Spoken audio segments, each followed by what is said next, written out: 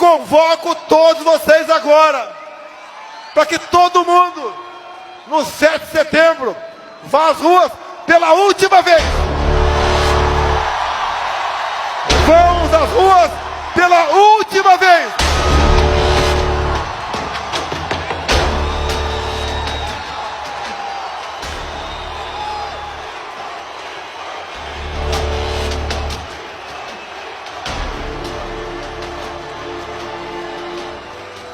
Estes poucos surdos de capa preta têm que entender o que é a voz do povo. Tem que entender que quem faz as leis é o Poder Executivo e o Legislativo. Todos têm que jogar dentro das